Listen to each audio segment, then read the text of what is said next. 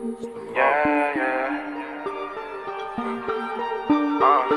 Niggas think it's sweet, but I keep it real to the bitter end. Since a kid, I had family, I never had no friends. Charged up, cause I stay 100, never to pretend. If I did, I was holding back some tears when I was 10. Every time I get some money, it's gonna make me wanna spend. But that's just my personality, I gotta get it in. I had $30 checks, only job I ever quit. But I still kept it legit until I bossed up again. Ain't no L's of a stick, turn a loss to a win. That's a hustler, something that you gotta have within. Yo, what's good? What's happening? We back. Brand new episode 3 from the ring, episode 101. Glad to be back. Happy New Year's. It's your boy Chris Jay. TrellSav, man. Happy New Year. Happy 2021. I hope them stimmies in y'all account, man. Exactly, man. If you didn't get your stimmy yet, just wait to do time, man. We blessed here, G. It hit our veins, G. It injected us into our veins, G. So in due time, if we ain't get it. If not, you did something way worse than you wasn't supposed to do, and the government said, ha ha, ha ha ha. So, but we glad to be back. First podcast of the new year of You Tweaking Media. You know the vibes when it comes to that. Make sure you share, subscribe, comment on YouTube, on SoundCloud, on Apple Podcasts, Spotify, Google Podcasts, all of that. You Tweaking Media. Make sure you subscribe. And also, if you might have noticed, if you're on the YouTube side of things, you notice we got a brand new logo. Finally, you don't got to see me in that old Adidas baby blue sweatsuit. Trell in that old suit from from like ages ago. Probably the last time he wore a suit. So like you don't got to see that no more. Shout out to our boy DCG that you get to see the logo. And if you're on the audio side of things, you just check it out on social media. But brand new logo, brand new teams, you know. And also, last piece of plugger information before we get into a great episode. I feel like we got a great episode. You Tweaking Media merch. I think we got 2 days. 2 days to get you your 35% off. Get your 35% off on a hoodie, 35% off on a face mask, 35% off on a t-shirt, G. Long sleeve or short. Cop you some You Tweaking Media merch. We need the bread because we need things around here. Better, it's a Panasonic, quality. man. Exactly. Exactly. Break the bread. So, but let's go ahead and get into the show. Been a lot to talk about. A lot has happened, unfortunately. So we're gonna go into wrestling. But with that being said, R.I.P. Brodie Lee officially from us. He died a couple weeks ago. Not this past Saturday, but like 2 Saturdays before the New Year. It was right before the New Year. Yeah, right before the New Year. He died a Saturday a couple weeks ago, and due to some type of respiratory issue. It's non-COVID related. So, but respiratory issues that he was going through, I guess, recently. And his wife brought it to everybody's attention, and it's a really unfortunate loss. We both really was high on Brodie Lee. And also, if you don't know him as Brodie Lee, Luke Harper, or by his first name, Jon Huber. So make sure we get a little professional here. But man has unfortunately is not with us. He leaving a wife, and I think he had 2 kids. I believe. I think he had 2 kids. One was recently born. So it's a really tragic loss. Big fan of the guy. I know I was a little critical of the Brodie Lee character on AEW, but at the same time, I'm a fan of what he does. Like in terms of Luke Harper on WWE. And just the potential he was going to do on AEW. So overall, it's a really sad loss, sad loss on how I feel about it. So I'll let you get your bars off. Yeah, man. It hurts me a lot because I was a Luke Harper transition to Brodie Lee stan. When he got released from WWE, I was actually excited for him to go to AEW. It was actually one of those situations in which if you go to AEW, it's not like how everybody say, like when they did Ty Dillinger or they did such and such here, they're going to use him to his best capability. He's going to be a bigger star. With Brodie, yes, because that's what he is. He's a star. Yeah. It's sad that WWE capped him at a tag team level talent even though he had an IC run, which is great. Not that many people get those IC runs, but it was sad during the time that he was still there in the last days that they kept him as a talent. Brodie Lee is a fantastic wrestler, and freaking talented. He's really good at what he do, and incorporated such an indie and big man style mesh. He did a lot of the suicide dives like Taker when he was with the Wyatt family, which was freaking amazing. I remember when I got a WWE 2K game. It was like one of the ones on my PlayStation 4 when I first got it, so it had to be like 15 maybe. I was so high on Brodie Lee, bro, that I was like, I would make him champion. And usually when I play Universe modes, I simulate it. But I was like, Brodie Lee, I'm gonna put my hands on the controller and make sure he wins these matches. That was I enjoyed them. On that game, I don't think he had the regular theme. He had the Wyatt theme. He didn't have the theme that he had when he was like single career. But I still rock with that man, bro. Funny thing is, play with Brodie Lee, Luke Harper, my nigga John. Never touch Eric Rowan. Barely touch Bray Wyatt. That was I was just a Brodie Lee guy, bro. And I can't. It's honestly, it was unbelievable when I saw it. Like I was hurt because he's such a kind soul that, you know, let's say for instance, I'm not getting morbid here. Say for instance, Ty Dillinger, he passed away. WWE gonna say in loving memory of Ty Dillinger, right? Mm-hmm. Brodie Lee impacted that building, that corporation, more than just being a talent there. Locker room presence. Like, just being in the locker room, everybody loved him. Exactly. So knowing that everybody love him, everybody enjoy him, everybody loves to see Brodie Lee. WWE they still doing packages and people talking about him, bro. Mm-hmm. So, you know, all the Punk fans who saying they should do this, they should do that, not listening to that. Y'all don't count having fucking grieving wars and shit like that. Grieving Olympics, mourning Olympics and stuff. Like, come on now, dude. I don't care. Like, what each company doing what each company do that they feel is their best. You know, I don't feel any type of way of what AEW did better than E or what the E did better than AEW. They did something. Yep. They did something to celebrate a man's legacy who needs to be celebrated. Mm-hmm. No matter what, if he has that small amount of time. So, you know, shout out to Brodie Lee. Prayers up for his family, his son. I love everything AEW doing. That said, his son got a contract. When he get older, he at if AEW lasts that long, he's going to be an AEW star. You know what I'm saying? Mm-hmm. They're retiring that belt, the TNT television belt. They doing that for real? They doing that for Brodie. Yeah. Hey, respect. They doing a lot of things because, like I said, this man is much more than his accolades in wrestling to these people. Yeah. You know, I was looking at Jason Jordan, I believe his name. Yeah. He was with Seth Rollins. He was, you know, also teaming with Chad Gable. Yeah. In NXT. Before his neck said, nah. He a WWE producer now. That man. He was choked up because Brodie Lee was the first person to hold his daughter when she was born. Out of all his people. He was so intertwined in so many people's lives in the in AEW that anybody else, bro, that they doing this for, I'm gonna keep it buck. I'll say it's corny. I'm gonna keep it real. I'll say it's corny. I love when you respect the dead. I hate disrespecting the dead, but I say it's corny. But Brodie Lee deserves everything that comes out. Mm-hmm. Every single thing. So man, it's sad. We lost a legend. 2020 is. I don't think, bro. Is there any other year that just took out so many just talented people?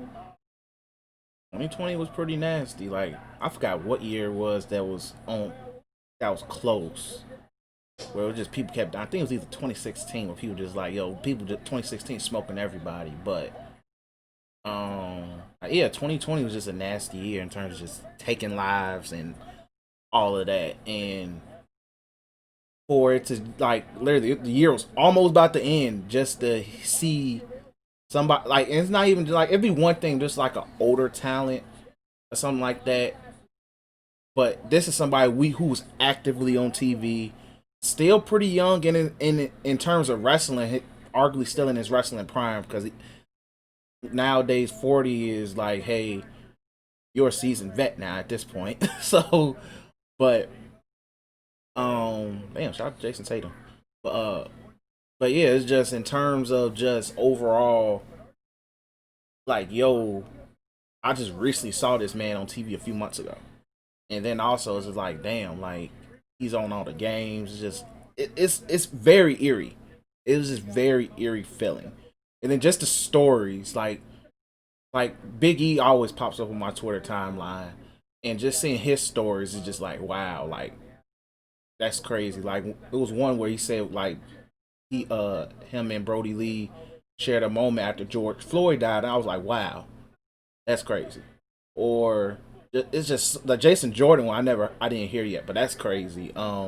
Just so many, just like how personal, personal ways he affected people was just like, yo, it's not even just the fact of whether or not how big he was as a talent. It's more like how great of a person he was. When people sit there and say locker room guys make or break stuff in all sports, in a wrestling locker room, I'm pretty sure it means a lot more. But like, you need people like a Brodie Lee to just sit there and just keep the spirits up. You're away from your family, you're touring and all of that. You need somebody who's gonna always just keep the energy high, and it's just like when you hear the story, it's just like you can tell he was genuinely a great person. Also, shout out to Cesaro for confirming that his tank tops were clean. Like that was a hilarious story. Like it was so many like great stories just to hear about the guy, and it's a really unfortunate loss. And I'm just glad that all wrestling companies, even Impact, is doing something to honor his life. Like I don't even I'm not one of those people making it into a morning Olympics, and those who are, clown activity to you, clown token for you, because that's lame as hell. Like this, a woman is not going to be without her husband, has to raise two kids by herself. One is not even going to know the father because they're so young. One is about to enter his teenage years. Lastly, you need is to put on them and be like they don't care. They just want to sit there. They're enjoying seeing that man being honored. So like I'm happy AEW did what they did. I'm happy with WWE did what they did. Impact did a little something. I don't know about others, but I'm just glad to see all the love that this man is getting because it's well deserved. It's well deserved. Especially after we literally just saw Pat Patterson die, and it's just like we know that man was a sicko. So it's like here's somebody who deserves all the love, all the great stories and stuff. But RIP to Brodie Lee. Let's go ahead and move on to what's just been going on in wrestling to start off this year. As of right now on Raw, it's Legends Night, recorded on Monday, and I got mad seeing Hulk Hogan pop up, and he was with Drew McIntyre, and they had a moment, and I just want at this point Keith Lee to win now, solely because I just do not want to see anything association with Hulk Hogan win. But wrestling has been real interesting in itself. Shout out to especially on the WWE side of things. Roman Reigns is still the star of the damn show. On both shows. If I literally combine Roman Reigns just doing his stuff, Dizzle, I think he officially they've written off Kevin Owens off TV because with him getting his ass beat. yeah, because they supposedly they said he has a spinal injury, and I'm like, yeah, if he comes back by Royal Rumble, which is at the end of the month, Royal Rumble is literally at the end of the month, I'll be shocked. Just give at this point, I'm just ready for the Rey Mysterio versus Reigns feud that I've been predicting. What else has been going on? Charlotte's back, of course. And just now on Raw, Ric Flair cost her a match, and she said, "Get away from me again." So Heel Charlotte's Like on the verge ain't of that coming like back. the Fifth second time. time they trying this? Second or third time. Is Ric Flair crying? No, they zoomed in on the they zoomed in on the camera and literally just zoomed in on his face. I was just like, hey. But nice way to tease Heel Charlotte is on the way. So we gotta give that credit. But we're well into Royal Rumble season right now. Just to see who's gonna be in it, who's possibly gonna win. Right now is not really nothing really clear cut in terms of storylines right now. Besides Bobby and Matt Riddle going on with their fighting right now as well, but I'm pretty sure they're gonna extend this feud for a good minute. The Hurt Business is still doing their thing. I know extra triggers you, but the Hurt Business is still one of the better things on wrestling right now. But yeah, it's a lot going on. Anything you want to add? Because I'm probably Nah. I think after when things start gearing up more towards the Rumble, it'll be really more to talk about. yeah. A lot of setups in terms of the wrestlers. A lot of setups. I think the Reigns stuff is getting good. I'm kind of happy that they're moving on from Kevin Owens. Yeah. It looks like they setting something up for Daniel Bryan. He's one of those. He was one of the first people to be announced that he's in a Rumble, and he's one of my favorites. Yeah, he's definitely one of my favorites. Damn motherfucker Bryan. But I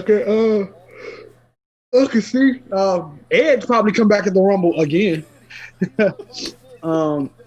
Same number and all, probably. Yeah, that'd be so fucking cool. But yeah, it's looking nice. It's looking nice to see what's about to happen. Yeah, it's a nice little interesting situation right now. NXT. Shoot! Tomorrow we should talk about that next week. Tomorrow's a big show. Yeah. So just to give you guys a tease of you mean Wednesday? You got me thinking today Tuesday. Oh, bro, I thought why I'm tweaking. Yeah, I'm sitting thinking like, I don't gotta go to work tomorrow. All right, cool, but nah. So, yeah, NXT has a big show, the new open the year show. Let me pull up the card because the card is actually really freaking good. NXT New Year's Evil, which is hosted by Dexter Lumis, and we're pure Dexter Lumis hiving on this podcast, so we all for it. Let's see matches. So we got Santos Escobar versus Grand Metalik. They added it last week. I don't personally care much for it. I know that sounds like an asshole thing, but it should be a slapper of a match. For the cruiserweight belt. I highly doubt Santos Escobar loses it. But we'll see where that goes. Especially Grand Metalik, and no shade to Grand Metalik, but you'll lose your house party of it, bro. You ain't supposed to be there. Pretty much. Tommaso Ciampa versus Timothy Thatcher in a fight pit match. Rules to the fight pit match. It's only one way in and one way out, and that is either tapped out or knocked out. So, this should be a fun match. I think this definitely go to Thatcher. It should. Like this is the match that literally he's been built for. So I'm totally for it. It should be a nice, hard hitting, brutal match. Hopefully Ciampa's neck don't explode, but it should be a fun match. Rhea Ripley versus Raquel Gonzalez in the last woman standing match. I know that the main event probably is going to be the match of the night, but this could also potentially steal the show. You have two of the biggest women on the whole WWE roster ready to beat the living daylights out of each other. So I'm all for it. Quick question. In basketball stats, what the fuck do VI mean? VI? I just saw the shit in 2K. They said by VI it was a 13.6. Bro, I'm gonna keep it G real. That's some advanced stat that I don't even. Look, man, I was just so shocked. I'm like, what the hell is that? VI volume influenced? I don't know. I don't know. I don't know. I don't even want to Google it. I might get mad, but yeah, we got Raquel and Rhea Ripley. I have Raquel winning this match. To hopefully solidify sending Rhea Ripley away from NXT so she can go to the main roster and do other things. But and also I'm very Raquel Gonzalez hive. Cause when she don't have resting bitch face, she's a very beautiful woman. G, I can't cap. But yeah. So your predictions for this match? Raquel, all the way. She definitely about to. I think she next up. So Collision course. yeah.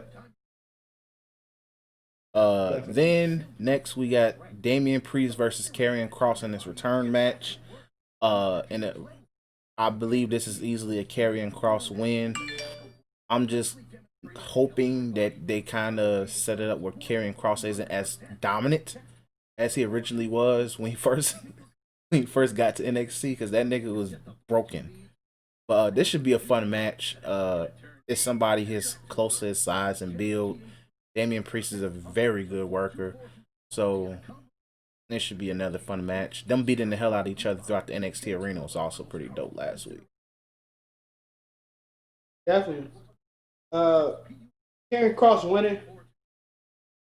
RP to John Redcorn.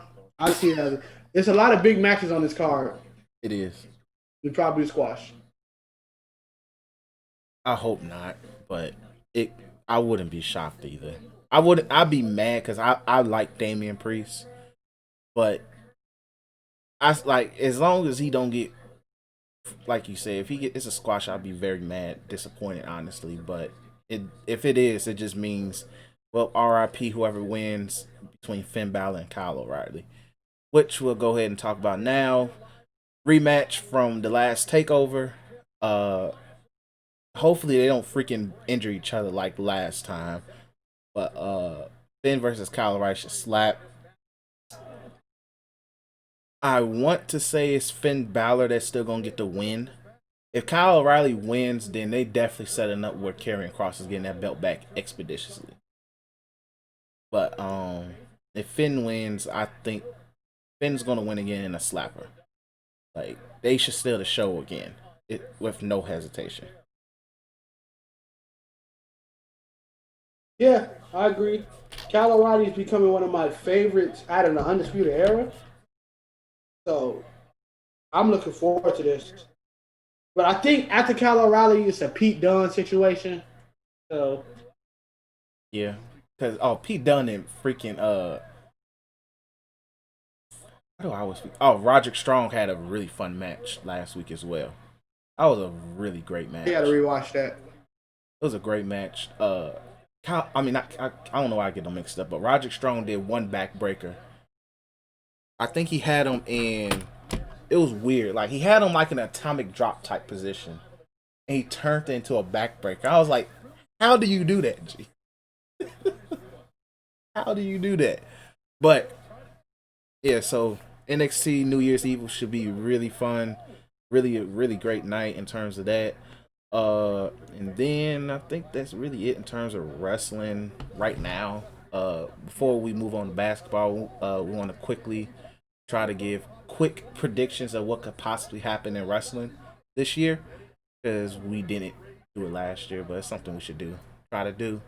But how we're going to do this is, and what I want to try to do, get AEW involved as well, so we can try to give nice predictions of what we would like to see from AEW and WWE this year.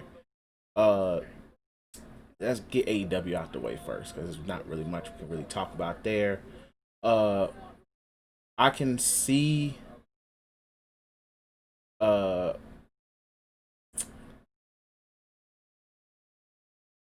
for one, I think Kenny Omega is going to have another is somebody else about to have another long run with the world title, and it's going to be Kenny Omega. But I don't think it's going to be as long as Jon Moxley's. It's going to eventually lead to Hangman Page getting the belt by the summertime. I can see that happening. and also their tag division, which is really freaking good. I was thinking about their tag division earlier, and I was just like, yo, they tag division shits on WWE's in terms of just the amount of tag teams they have. Talent wise, you could sit there and be like outside of a few, but I think if one thing AEW is going to start doing more is capitalize on their great tag team division in some capacity. How I don't know, but I think it's that time where they get. When you look at WWE, I hate to compare the two, but when you look at WWE, you need to start saying, "Hey, let's use our diversity here and let some minorities, blacks, hold the belts. Let Private Party hold the belts, even for like a show, please. Just sit there and say that they had a black tag team champions at this point. It's not going to happen, but hey, the pro black man in me wants to see that. And I feel like their women's division just continues to get shitted on unless they sign a major talent.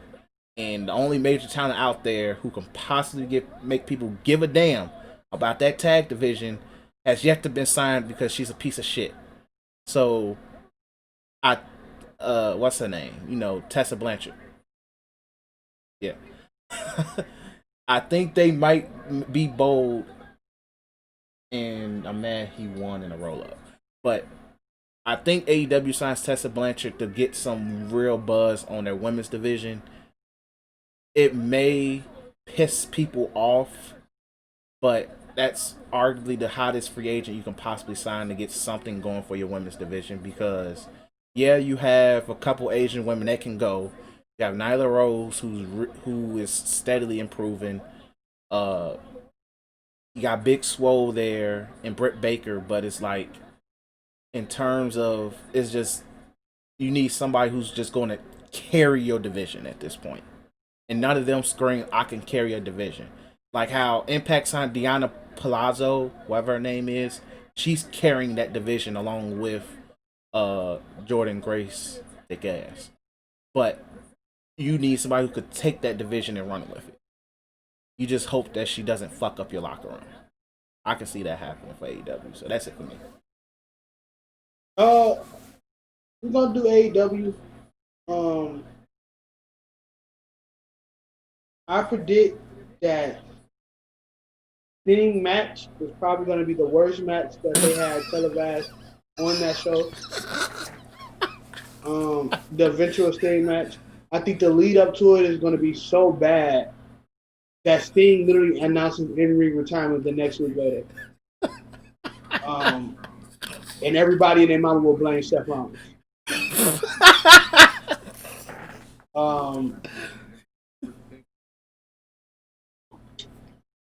The women's division will still be the same women's division, but I think they will capitalize on Britt Baker, and she will be the shining star out of that, which she already Which should she have been. should. Easily can be. And going back to the women's division, and this is more of a hope. I hope Jade becomes another breakout star. Yeah. Jade is that swole ass black woman. She is swole as shit. And She's swole, but she bad though. She is built like a Mortal Kombat character, bro. She literally is. Mortal Kombat 9 to be exact. For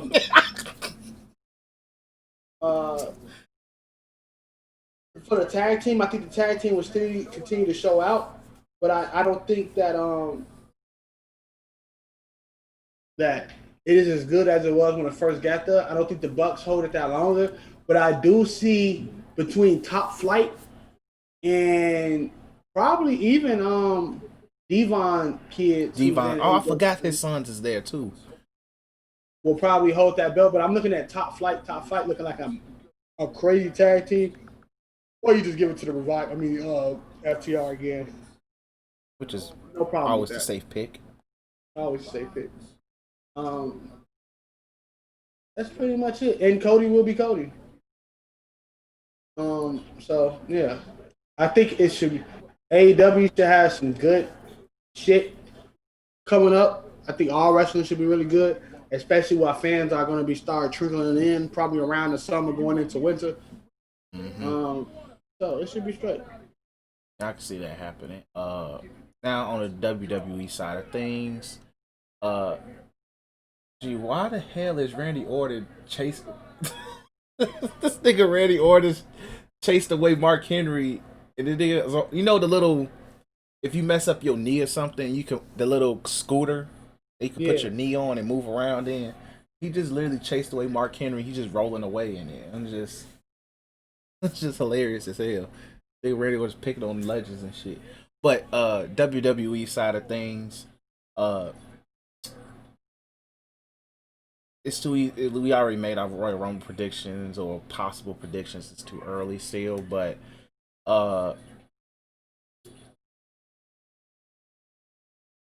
I still believe Roman Reigns is not losing that belt anytime soon. It don't matter who he faces at Mania. He's not losing that belt to nobody. He's going on a very Triple H type run. If he do lose that month, and I know I said this last year, but I'm doubling down on it. If he loses that belt, it's going to be through very bullshit type way, and then he goes on SmackDown the next night after the pay per view and win that thing back. Is in Triple H type fashion. If you know you know. I've seen it before. Triple H will lose the belt on Raw at the middle of Raw and get it back at the end of Raw. So, but yeah. So I can see Roman Reigns is not losing that belt at all this year. He's probably holding on to next Mania, or if he do lose, it's probably gonna be at Royal Rumble next year to set up The Rock versus him or something after The Rock costs him the belt.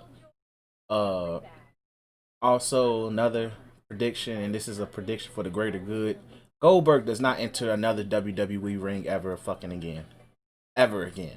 I don't ever want Goldberg is not gonna step in that ring. I hope I don't see him at Rumble. I don't want to see that nigga at WrestleMania. That's my prediction. He does not enter the ring ever again. That is just a nice smoke and mirrors thing where WWE just wants to see, can we do this? And will the fans go for it? Because right now, with film not having crowds, social media is probably the best way to see. You know, you got to filter out the trolls and the freaking smarks and marks and shit, but you can still have a solid idea like, do I really want to see goddamn Goldberg and Roman Reigns in 2021? No. That never happens at all. Also, I think they move up Undisputed Era around after Mania, and they're going to Raw. And if Drew McIntyre is still the champion, that is how they make their debut the next night on Raw. Because at this point, there's nothing else for Undisputed Era to do on NXT. And I doubt they want to be the Ciampa and Gargano of that freaking company because it's too much talent right in there right now that can be used. But Undisputed Era debuts after Mania, especially if McIntyre retains the belt. Final prediction: Keith Lee will be champion by SummerSlam. All right. So let me start off because you didn't give a women's prediction. We start off with a women's prediction. We can do men first, then do women. All right, do men first. I got you. So unlike you, I don't think Keith Lee would touch the belt until probably the end of the year next year. I mean this year. Don't see it possibility happening. Just the way things are set up, it sets up for a lot of things. I think the moment the crowds come back, I think it sets up for Brock. I just see them giving him this title shot early. It's kind of showing like, let's see what you can do. I don't see him winning the Rumble. That's the Mania vote out of the way. But I want to be proved wrong with Keith Lee. Also, I agree that Undisputed Era should be called up this year, but we've been saying that for the last 4 years. So, the Hurt Business will stay a solid stable. And they'll be recognized as one of the better stables of our, I shouldn't say generation, but this generation in WWE. I that's the bold prediction, and I hope it comes true. Two things: Ricochet either becomes heel or he get released. And he becomes an AEW talent. I meant to say that on the AEW side. Um, and Roman drops his belt to an up and coming baby face. I just don't know who yet. Probably Mysterio's kid. But I mean, Roman has a long title run. He smokes Goldberg probably at Mania. Beats Goldberg. Braun come back. He slap Braun around again, and I think he has Roman gets his comeuppance either like a Seth coming up or a babyface that we haven't seen yet. Coming either from NXT or anything. And my last and not least, Aleister Black will most likely be released as well. It's gonna hurt my soul, but It will. let me start with the women since I kind of fresh in my mind. I won't forget. Sonya Deville will be the next star on SmackDown, and she will be the one to take that belt off Sasha Banks. By the end of the year, the Iconics will be a tag team again. I'm cool with that. But people will realize that Billie Kay was the reason the Iconics were so good. So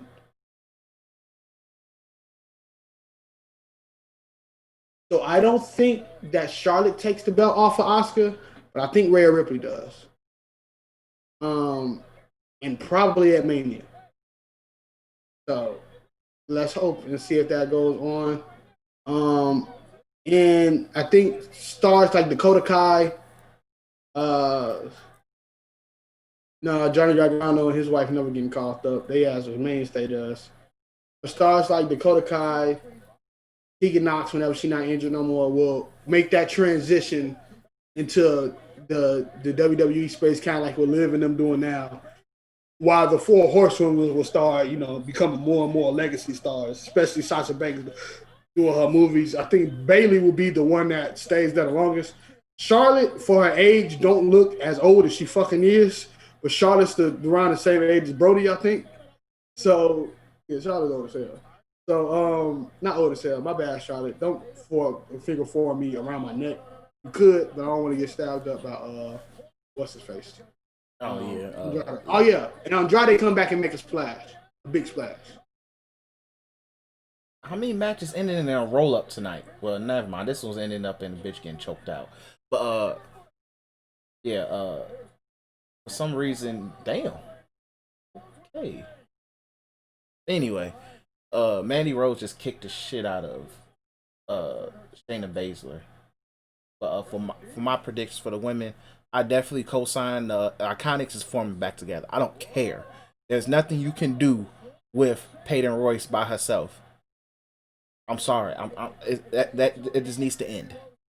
That just needs to end immediately for her, because at this point, all I see is jobber when I see her. I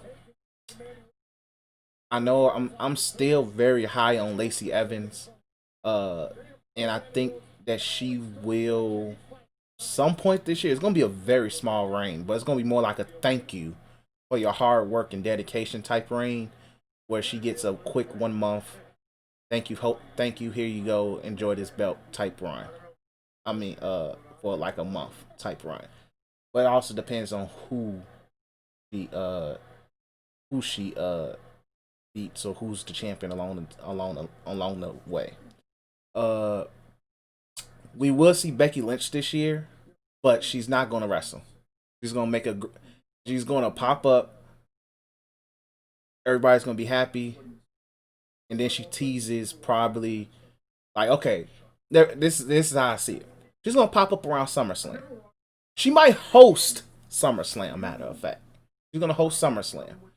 Gonna be happy to see her. We'll have to bam. Then she said, and everybody's gonna keep asking like, when you coming back? Blah blah blah blah blah blah blah. And then she just suddenly says she's the first woman to enter the Royal Rumble for 2022. 2022. Yeah, 2022 Royal Rumble. She's going to say on SummerSlam that she's going to be she's going to be in the Royal Rumble. That's when she makes her grand return. She wants to spend a good year being a mother, whop the bam, and then that's when she makes her re-debut, possibly. Uh, I definitely agree with Sasha's gonna probably go on a hiatus soon. Uh, I can see them. Like Bailey could be the one to take it off of her. My hope is Bianca Belair. Bianca Belair screams star, but as of right now, they got them tag team together. I just don't know the journey and road it's going to take for Bianca Belair to get the belt. But long term, if she's she's going to main event. Not I would say main event, but she's going to be in a couple of title matches involving that belt this year.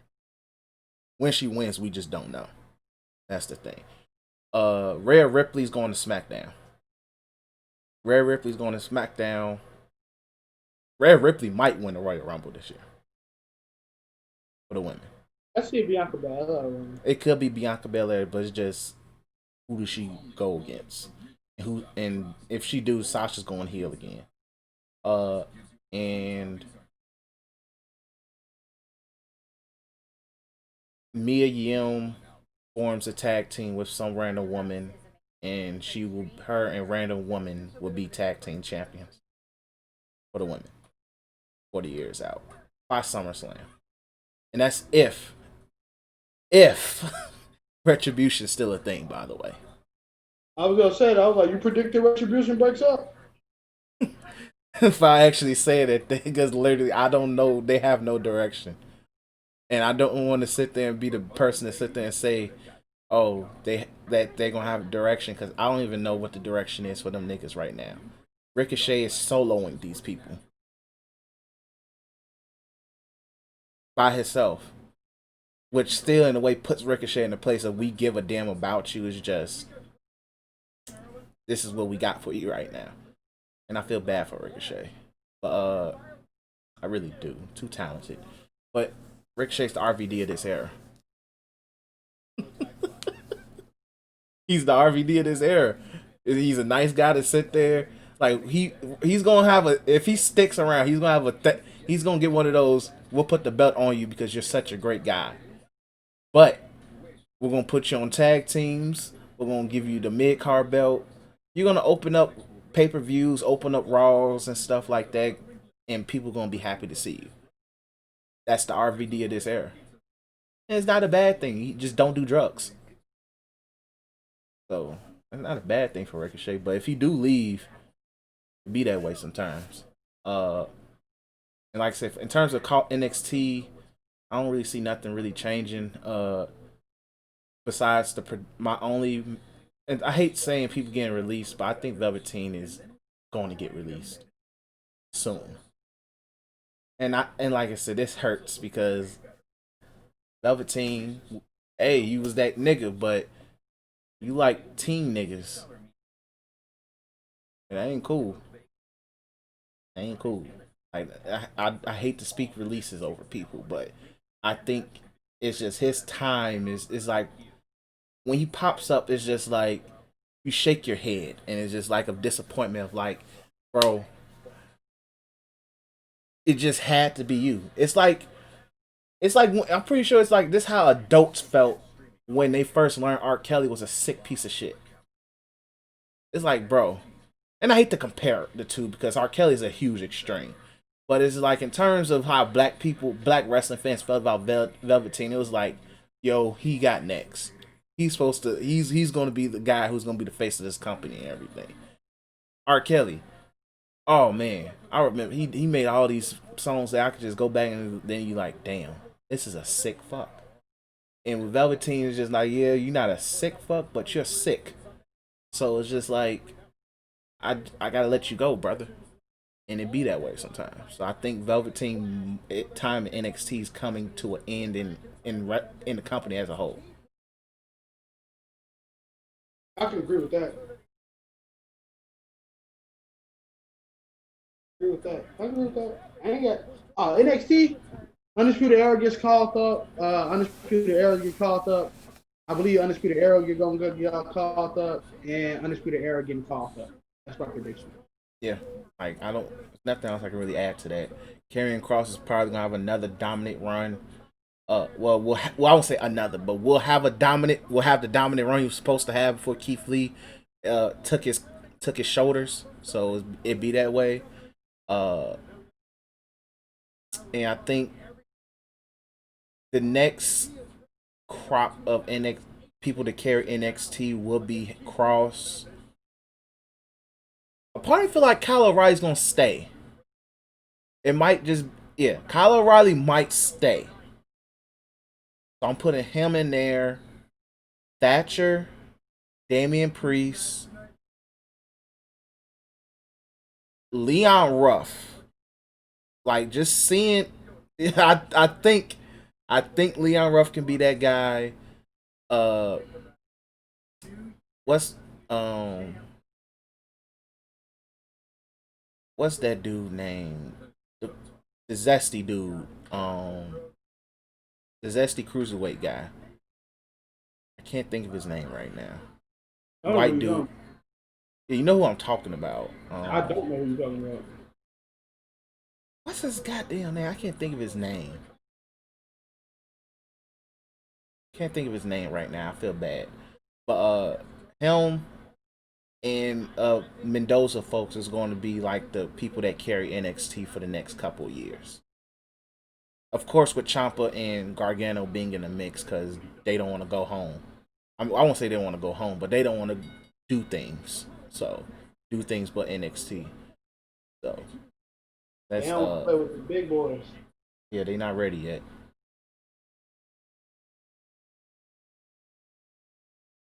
That's it. I ain't got nothing else. All right, cool. So let's go ahead and move on to the NBA. It's been a very, very, very fun NBA start to the NBA season. All I can sit here and tell you niggas is that Steph Curry still has asshole and ignorance in him. A lot of these teams that have good records right now probably are not going to have good records by the time we're by February. By February 4th, some of these teams won't have as good records as you think they will. And James Harden still wants to be, and James Harden might actually change his mind for all we know. But a lot to talk about in terms of basketball. Let's go ahead and pull up the topic list. There we go. So let's go ahead and talk about the Nets, who are currently, I think, 3-3 and 3-4, and they actually just took a big fat L today because Kevin Durant does not have COVID, but he has been in contact with somebody that has COVID, and he cannot play for 7 days. So that means he will miss the next 4 games, which is really unfortunate. And right now their record is 3-4. So, but when you watch the Nets, though, when I've watched the Nets, fun team to watch. It's fun seeing KD, Kyrie just take turns giving niggas buckets. Karis LeVert doing his thing. Spencer Dinwiddie was pretty helpful, and then he unfortunately got hurt. Prayers to him for a speedy recovery. And that's a tough loss because he was arguably their best perimeter defender. But they look like a fun offensive team. I would say it's like watching an aggressive Steph Curry with KD when it comes to Kyrie and KD right now. And it's just like they just have no fucking defense. You don't have that perimeter defender to look out for Kyrie. You don't have that all-around versatile defender to look out for KD, who's coming off of Achilles, by the way. So he's not going to defend as much as he should. And if you notice with all the games that they played, they're either close games or blowouts. And that's going to be the theme all season. And that's going to be tiring. Because that means there's not ever going to be a point where KD can rest. There's never going to be a point where Kyrie can rest at end of games. Where they can sit there and be like, all right, it's 8 minutes left in the fourth quarter, we're by a dub, sit your ass down.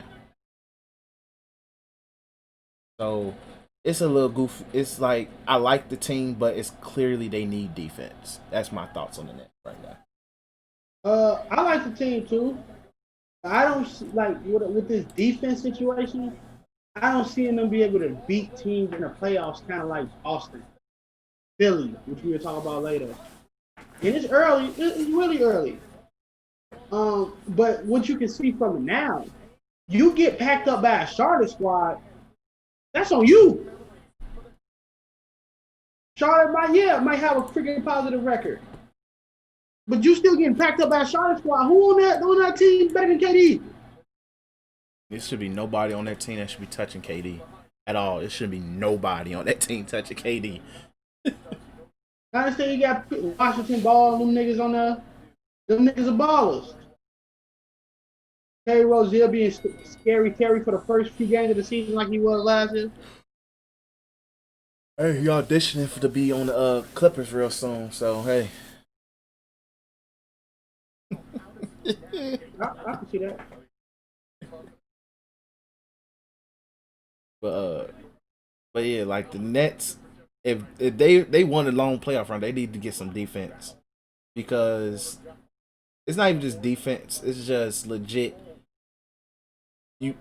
It's just it is defense. Like it's like at the end of the day, if you don't have nobody, at least two dudes who in their right mind is I'm gonna literally guard their best players while KD and Kyrie do what the hell they want.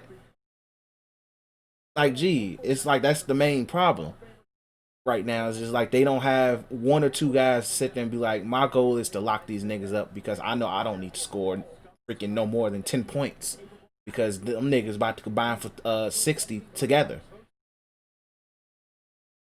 And Karis LeVert coming off the bench dropping another 20 himself, so that's 80 points. My job is to make sure they best players know, hey, I'm here, and you ain't gonna keep up with them niggas. That's their main problem. I thought that would be Taurean Prince, but he's not in the starting lineup. Jared Allen's their best big defender, but they like DeAndre Jordan more for some dumbass reason. So it's like when I look at that team, it's just like you're missing defense badly. Because Joe Harris, that's a joke in itself. That's a joke in itself. Unless, hey, if they were smart, I'll call Memphis and get Grayson Allen. So you can injure KD on practice. Valid point. You step on the back of that man Achilles. That's a valid point, and I would be mad. Gee, he would get banished from the league. G, if he did that, G, he would be banished if he was to injure KD during practice. But you just need somebody to sit there and be like, I'm gonna protect our stars and make sure my goal is play defense. They don't have that. And the thing is, I don't think there's nobody available for that for them. Well, it's this, you want to know what's about to be asked. People talk about that this free agency class about to be asked. Bro, trade deadline gonna be hell. Cause who the fuck out there? Who, Kuz? Kuz is looking decent. So Yeah, Lakers gonna keep decent. him. Literally, he's looking decent. Kuz he's averaging at least between 12 and 15, which is an upgrade. Like he's looking consistent. If anything, that's how I'm gonna say. I don't know how much he's averaging, but he's looking consistent when he's on the court. He knows what he needs to do and stuff like that. So I don't even think Kuz getting flipped unless only way they flipping Kuz is unless you get in a package for a star, literally.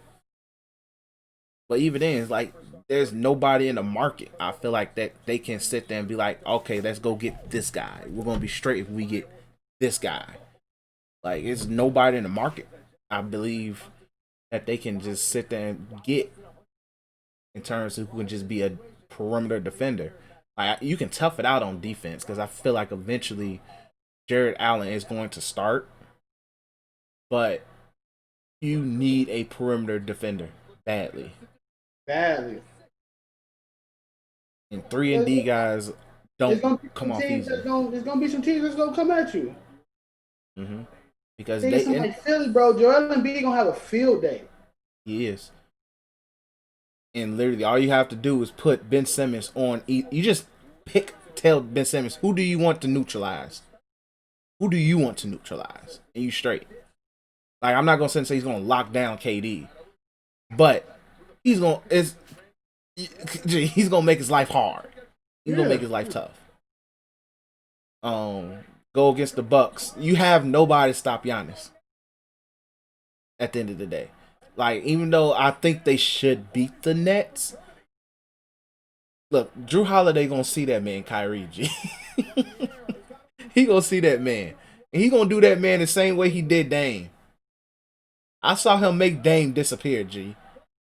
I never seen a guard do another man like that, G. He made that man Dame disappear. And said, Anthony Davis, you go ahead and cook. So the Bucks are gonna give them problems. Like you said, the Celtics is definitely gonna give them problems because they can play defense and score. And if Jaylen Brown is gonna keep playing like a damn all-star like this, then hey, that's a problem in itself. That's a huge problem. Because if Jason Tatum and Jaylen Brown can sit there and combine for 60 each, both drop 30 on your ass, what you about to do about that? You're helpless. And then Kimba coming in and giving you a smooth 15 or 20. And Marcus Smart locks down Kyrie. Is he even back? He's not coming back to the end of the month. That team gonna get way better. Way better. Because right now you got you running Jeff Teague at point guard, G. And Jeff Teague is looking fake decent. Definitely. Like, literally, Jeff Teague is looking fake decent. I have him on my fantasy team, so I know. Like, I'm like, damn, Jeff Teague really out here hooping. I'm sorry, bro. I keep getting fucking fouled. And my nigga can't make free throws.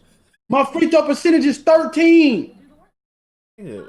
What's your free throw rating? Bro, you don't want to know. Oh, my God. Right, airball free throws in this game. Nigga. Gee. I'm getting hacked. That's the best thing to do. They literally playing hacker trail on you, G. Yes, bro. I have 9 points in the fourth quarter because all my shots been free throw attempts.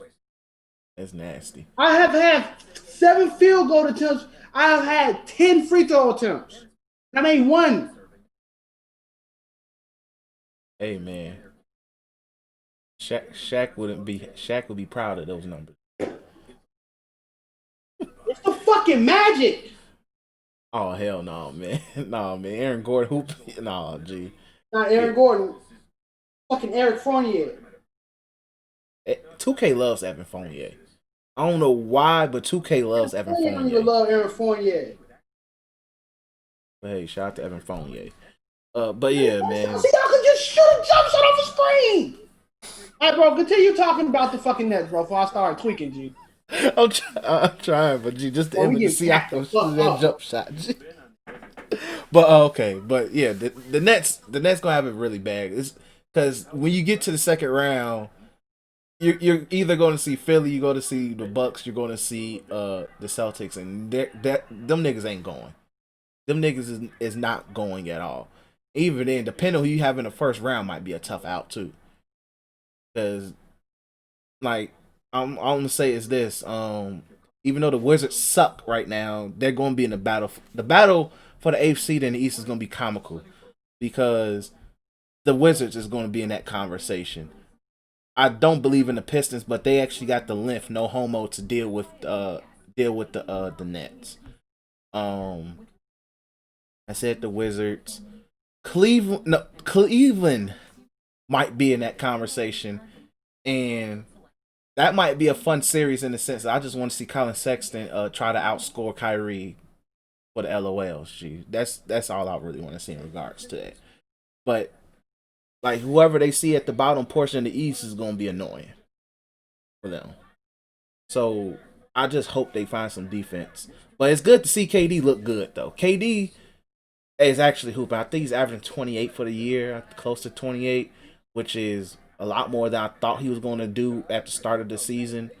But he looked. Gee, get the ball to Fred VanVleet, bro. Bro, it's not that, bro. I'm about to count this shit. My bad, viewers who love to hear 2K analysis. But I'm about to count this shit, bro. About to count this shit. The first fucking shot. Alright. Ran to the paint because I got to get a rebound off a bogus Aaron Gordon 3. Mo Bamba get the offensive rebound. That's 1. And he passes it back to Aaron Gordon. Shoot another bogus 3. Mo Bamba gets the rebound again. That's 2. Shoots his own shot in front of me like a dumbass. Gets his own rebound again. That's 3. Pass it back to another nigga to try to shoot a 3. Misses. Get another rebound. That's 4. Tries to pass it to Eric Fournier. Every player go off a screen, he go shoot the shot, he misses that, Mo Bamba get it again. That's foul. He go for a shot on me, I block it. He gets the block. That's 6. He pass it out to whoever he passing to right now. Pass it to Jonathan Isaac. Jonathan Isaac smacks the fucking 3. He's not even supposed to be here. That man's ACL is still in Disney World. I'm getting packed up by these niggas. Bro, Obama literally sat there and got a career high in offensive rebounds in one possession. I would have turned the game. Bamba has 20 rebounds because of that. Shit. That's wild. He has 15 offensive rebounds. Look, man, we did league games against Bill Russell. I don't think he ever did us like that. We did league games against Bill Russell. That has to be a record. Matter of fact, hold on. Let's see. What's the record for most offensive rebounds? Bro. It's 89 to 63, bro. Chalk that up. Yeah, chalk that up to the game, bro. That's over with. Let's see. What is the record for most offensive rebounds? No, the record is Jesus Christ. Moses Malone had 21 offensive rebounds in one game. And this was in 1973.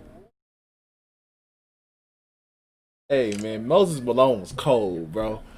Oh man, I'm glad my dad told me stories about how cold Moses Malone was. Cause gee, that's ridiculous. Anyway, but the Nets, yeah man, get some defense, bro. Shout out to KD looking good. Prayers up for your, even though you don't have COVID, but enjoy your next 7 days off though. But this is an example, though.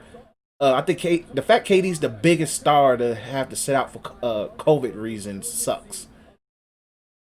Because you would think the NBA would be like, we'll bend the rules for him. They said, nah, sit your ass down, bro. Sit your ass down and quarantine. Your thoughts on that, actually, before we move on. It's crazy. Well, sit y'all ass down. Quarantine. Next. We'll go ahead and talk about Philly. So, and you said in the topic list, is it too soon to praise Philly? He said, yeah. Look, now, looking like every year Philly looks really fucking better than they did last year, bro. Every year. And every year we get disappointed. Yeah, that's why I'm like, literally, if listeners, first, last, whatever. If you've been here, you know I am I want Philly to prosper. Joel Embiid's one of my favorite players. I have respect for Ben Simmons. I want to see them niggas prosper, G. They let me down. This is the first year where I think I don't have them in the finals. I want to, but I'm not. I don't want to curse them. Let's put it. I don't want them to be cursed. So maybe me not necessarily wanting them in the finals will benefit them more this year. But they look good. Like it. And I mean in the actual sense of, compared to that team last year, which was just literally them saying, we're going to play great defense and hopefully we find some way to play offense. But actually watching them a few times on League Pass, I can sit here and say that offensively, this is the best they looked in probably since Ben Simmons and Embiid both been healthy offensively. And I like the role that Doc has given Ben Simmons. It's more of a Draymond role where it's like, look, bro, I don't care if you score or shoot, but I need you to get this offense going. I need you to set some screens for Steph Curry or whoever's on the court. I need you to make. I need you to set people up. Tobias Harris is looking really freaking good, especially the past 2 games. I think he's averaging close to 25 the past 2 games. So, like, he's looking really good and comfortable. So, and then also, just in terms of who they added in free agency, outside of Danny Green, I know because he's on my fantasy team, he ain't shit. But Steph you Curry, hope that... Truth. You said what? Steph Curry, the truth. Steph is the truth. Easily. There's no shame in that. Steph Curry, that nigga. and he's been showing it. And funny thing is, there's some games where he's having freaking 18 without even shooting threes. He only probably made like 1 or 2 threes out of the 18. So it's like he's taking the great shots. He's taking advantage of the spacing that's on the floor. Ben Simmons passing. Embiid is looking so freaking good. Like, it's very clear that, okay, the offense is going through him. It's very clear. And I will, at this point in the season, I'm going to give Doc Rivers his credit.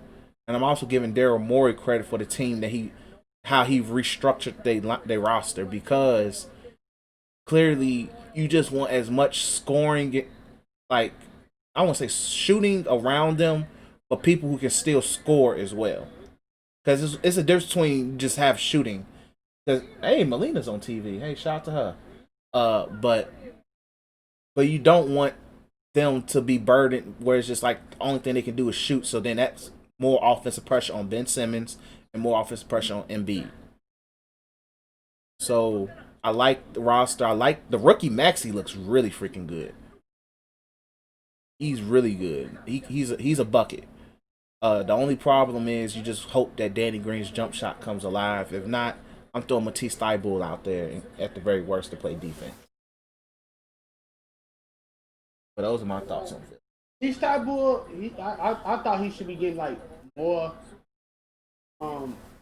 hit, but it is what it is. It's looking like, to keep it buck, it's looking like it wasn't Doc. Of course. Now, play calling the playoffs, adjustments and shit like that is going to be key. But right now, looking like it's one Doc. Mm-hmm.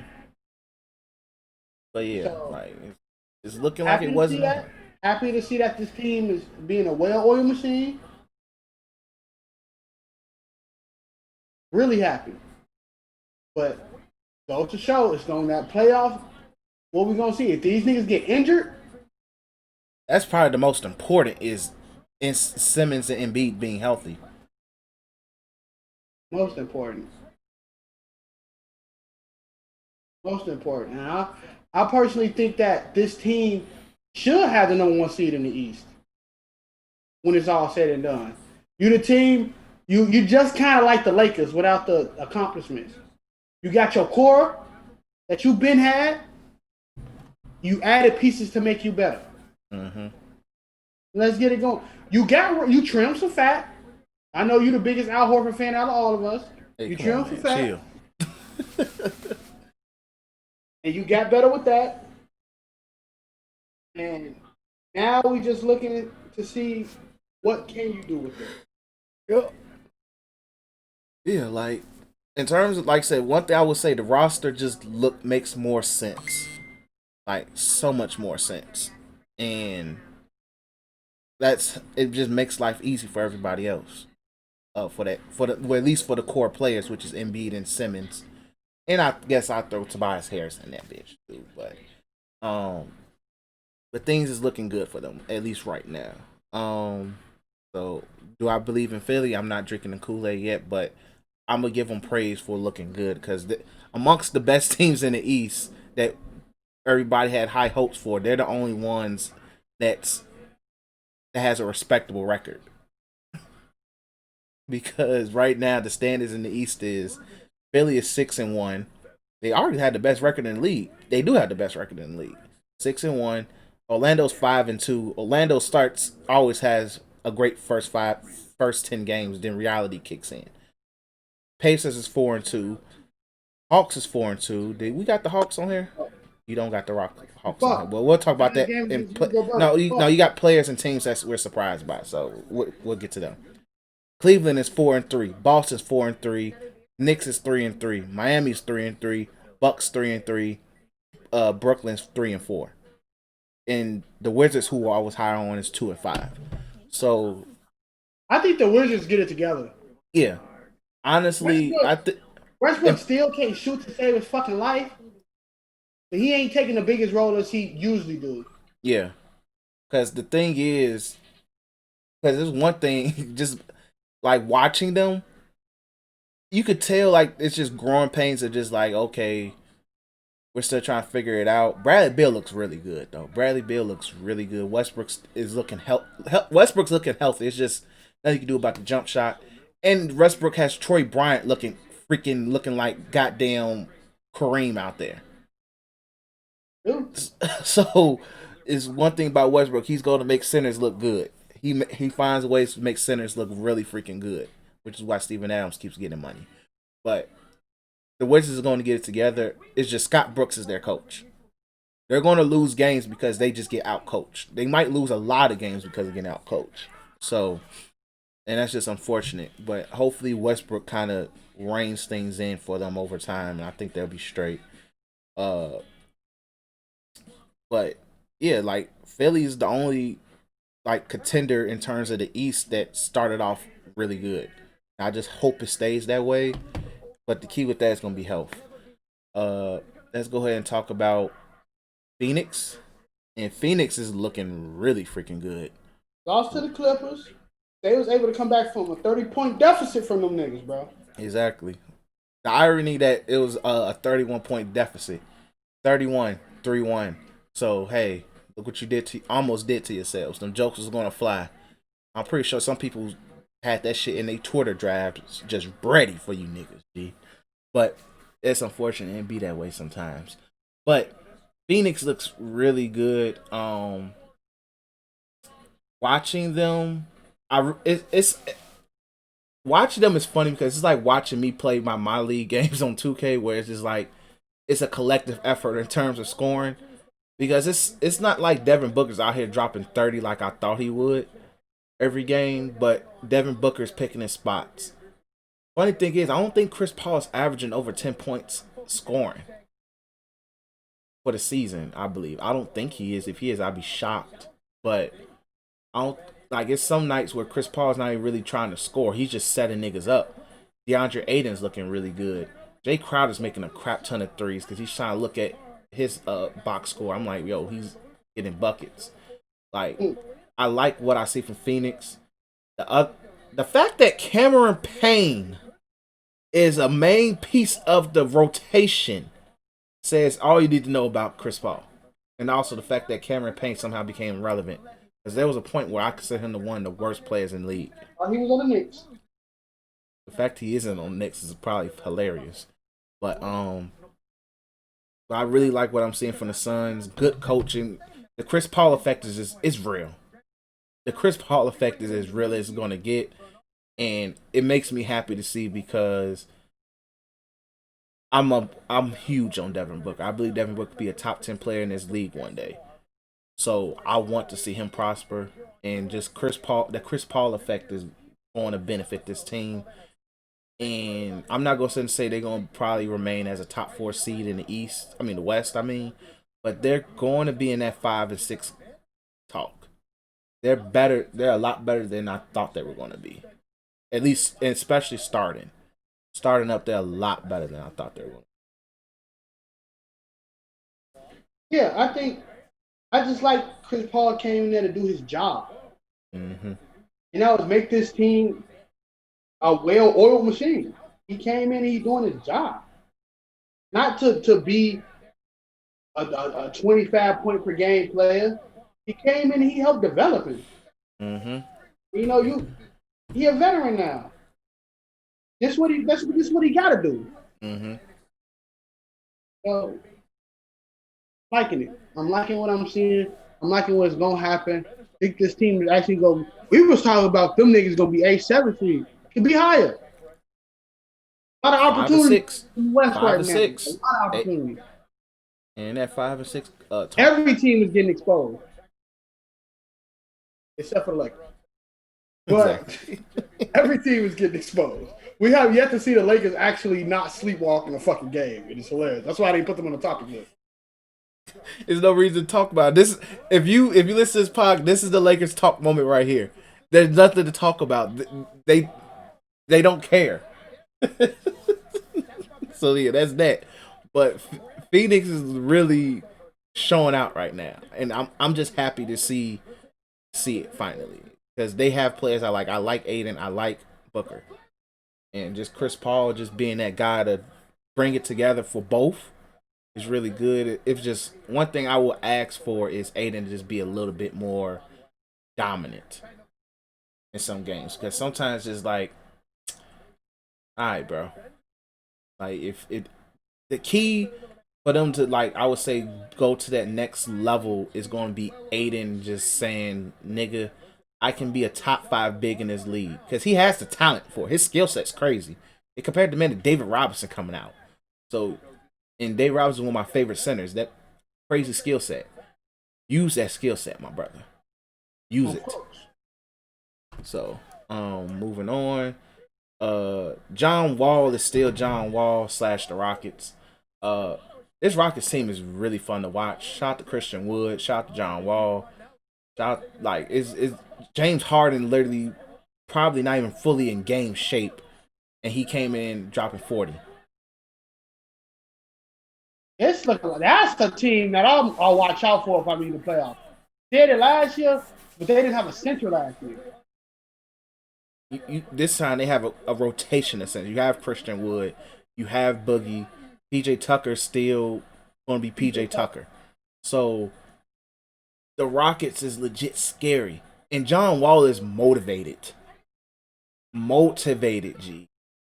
Like, he's hooping like he's never hooped before. I won't say he's hooping like he ever hooped before, but he's hooping like he hasn't missed a step.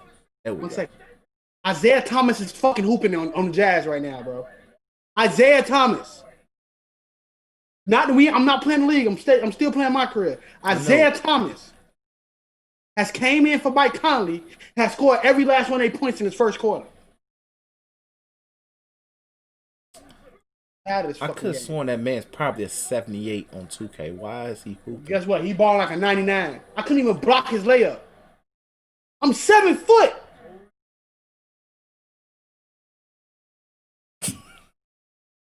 My bad, bro. No, you good, bro. But I'm happy to see John Wall back hooping. It was the game without Harden. I don't know if they won or lost the game, but that was classic John Wall right there. And just seeing John Wall and KD's performances, at least in the start of the season, I think modern medicine has learned how to treat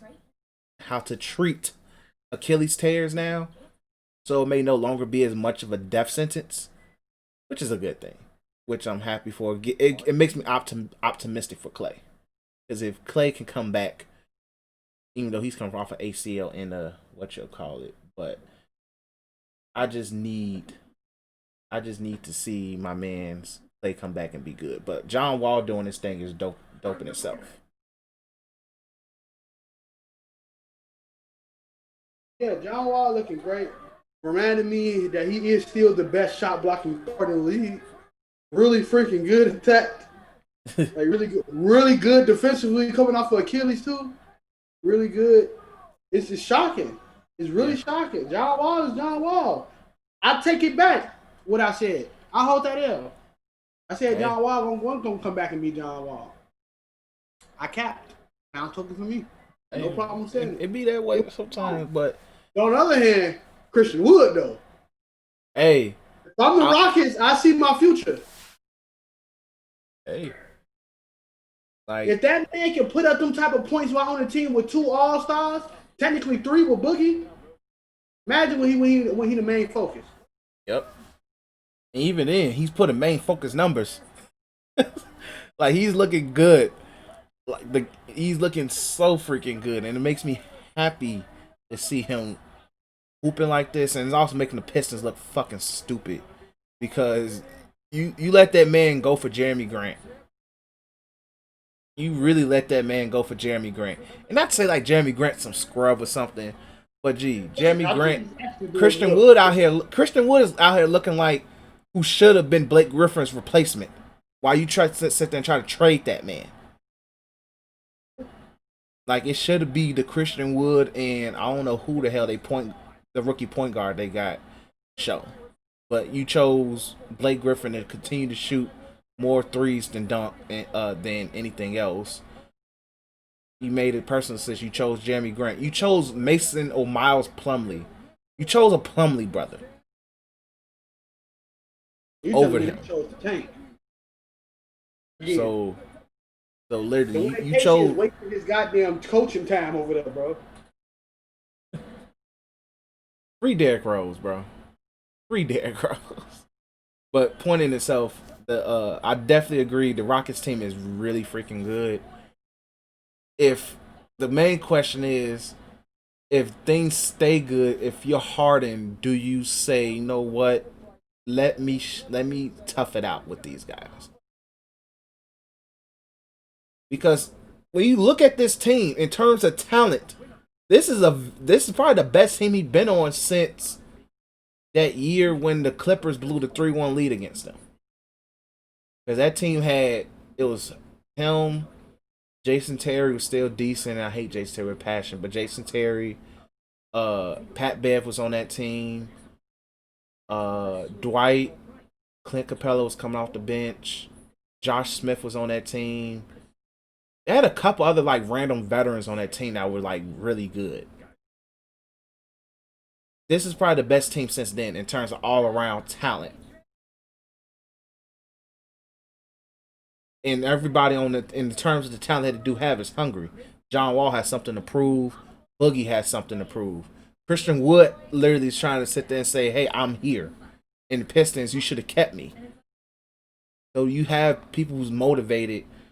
If Harden just sticks around, I'm not gonna sit there and say that they are going to beat the Lakers, but they can make it to the Western Conference Finals and give whoever's there problems. Yep. So like if I'm Harden, if things keep going good, I reconsider.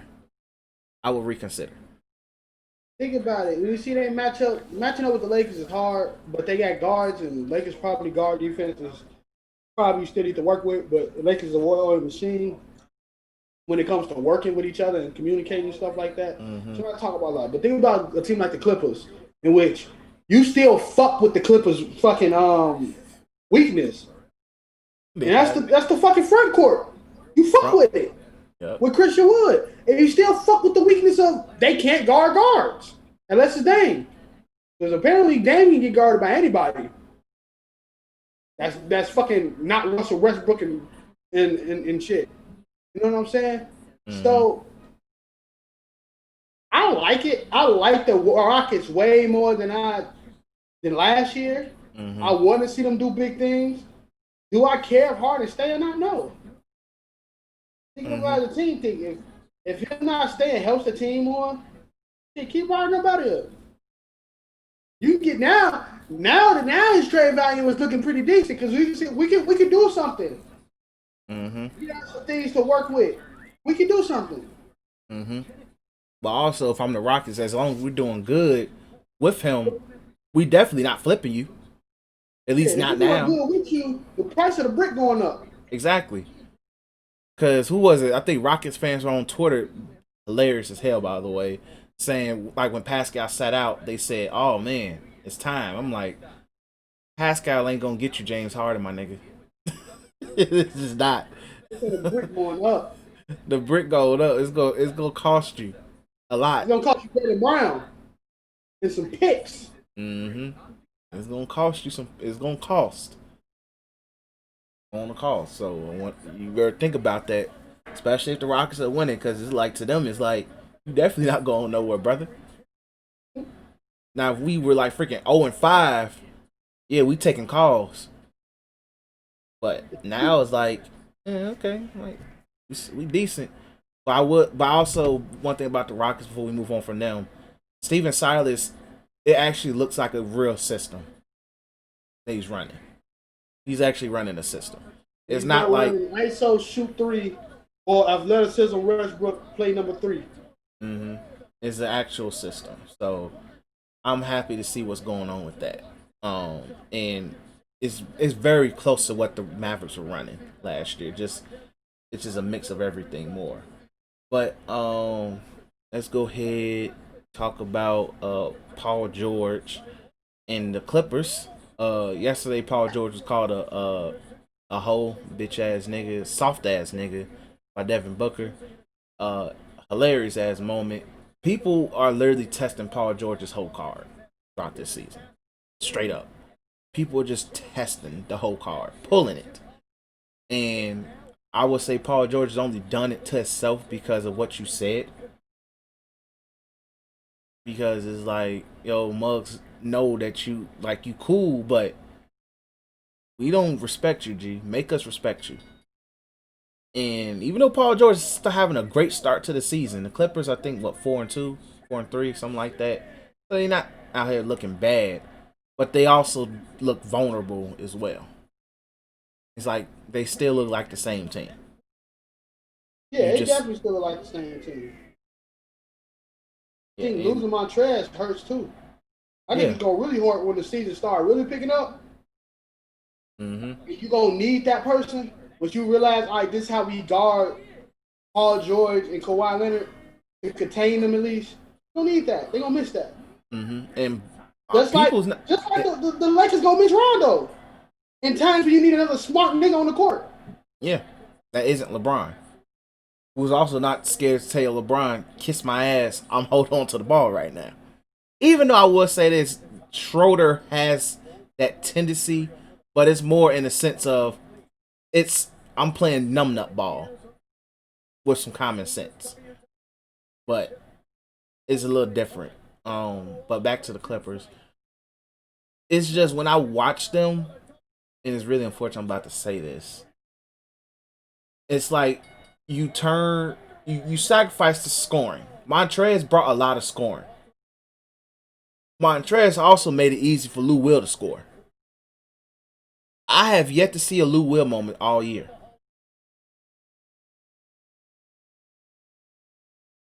Lou Will's looking pretty expendable. For what? I don't know. But he's looking very expendable. Pat Bev is a better shooter coming into this year. I'll give him that.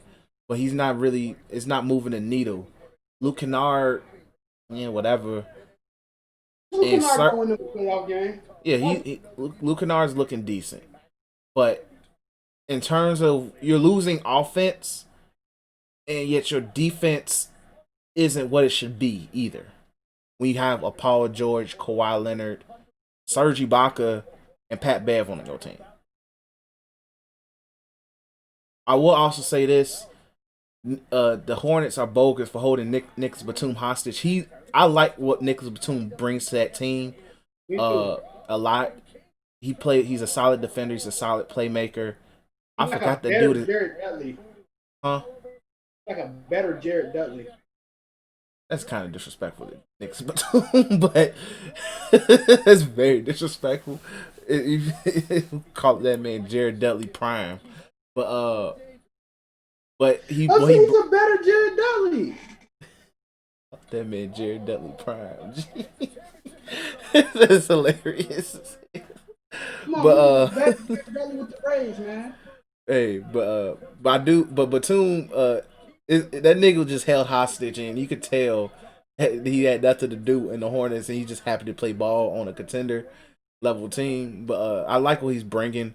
He does all the other shit that you need them to do, but they still need a point guard at the end of the day. And I also remember they still don't have. I don't think Marcus Morris is back yet. I don't think he's back, but he actually might. Based off how that team is built, he might take more of the Montrez role of just being the lead bench scorer, controlling the bench.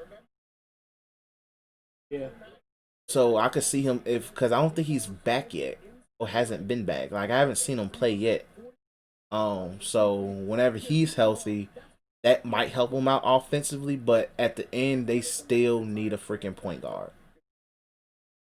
Like, you still need a point guard, and just also most of your best players play at their best in the mid-range three-point area. So that's where they're most effective, and it's just kind of like they're most effective in the same spots.